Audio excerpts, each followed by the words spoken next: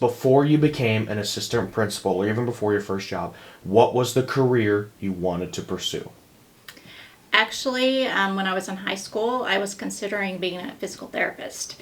So I did participate in some activities in high school that let me experience kind of what a physical therapist would do, or maybe what a doctor would do. I did a summer program. But then teaching is just a passion of mine. I was brought back to teaching because I wanted to pursue that. So initially started out as an elementary school teacher.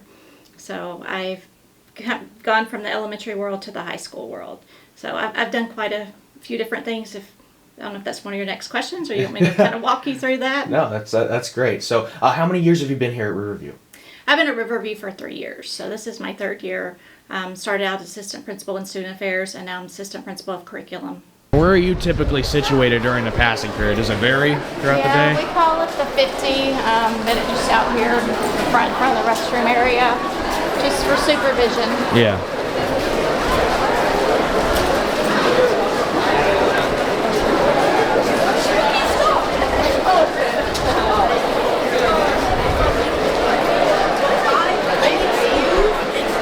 I like to stay in the same area too. Students kind of know where we are, and if they have questions, they can come up and ask questions.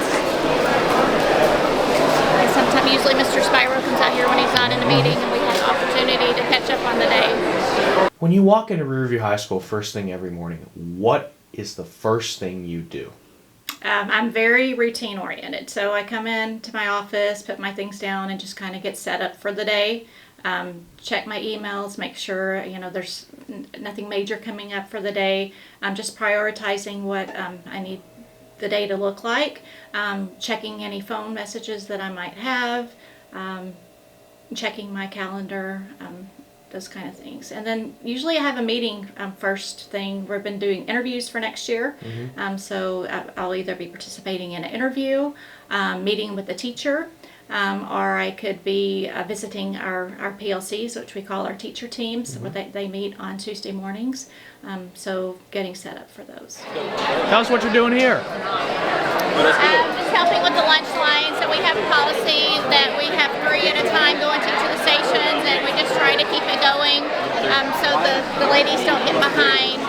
Just kind of keeps order. We have kind of changed up the cafeteria this year, and this process seems to be working pretty well. We have them in just 2 lines with the sharks, and they can follow along. So it is.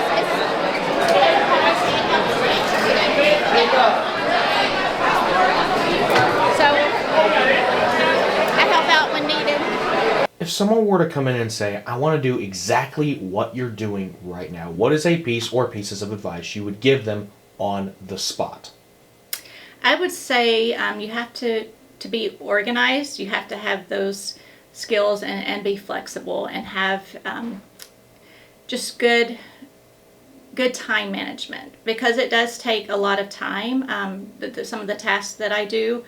So that's something that a person would have to have for this position. But I would say get to know testing. Review the testing guides for ACT, SAT, for the FAST testing, state testing, because that's a huge part of this position.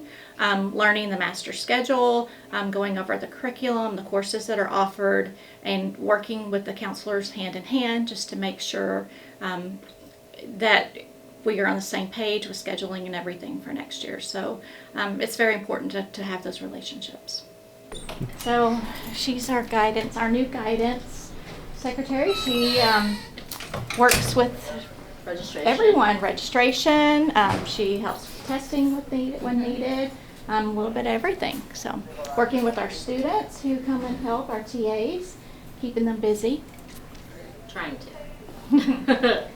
Work with Miss Susie a lot. She has a lot of knowledge and keeps me up to date on grades and synergy and So she's a great asset for our school. Thank you, Dr. Foord. We work hand in hand together. Ben's doing video today, so Oh. just introducing him to everyone and taking him around. Hello. So she helps get our subs set up for the day, making sure they have everything that they need. She keeps me organized, so we work well together. Good morning. Good morning. Oh, Lord. Oh, Lord. What am I doing? We're doing a video today, so we're just stopping in, Okay. checking in. Mm-hmm. So I do check in with Miss Montejo, try to do daily. She is getting all of our students registered, getting them ready to go, and we collaborate on that. So this is the last question we've got for you today. People have often said pep rallies could be a source of recess for the students, but others say it's a benefit to their social life. A few weeks back, you bravely joined your fellow administrators in a game of dodgeball. How fun was that, and how do you view pep rallies? Starting with the dodgeball, I was terrified of dodgeball when I was in elementary school, so I didn't quite know how that would go. Actually didn't get out the first round. I made it for a couple of rounds, and then I learned I do not have arm strength, cannot make the ball very far. Tried throwing it, it barely made it across the gym, but it was fun. It was fun. As far as pep rallies, I think there can be pros and cons to pep rallies. It does take some of the instructional time away from the day, but also I understand that students enjoy being together, and that's a time that they can come together and, celebrate their successes for the fall or spring or winter, whenever. And it gives us a chance to, acknowledge the teams that have worked really hard. But it's just a fun time to kind of rally together. Well, that's all we've got for you today, Dr. Foord. Thank you for letting us sit down and talk with you. You're welcome. Thank you.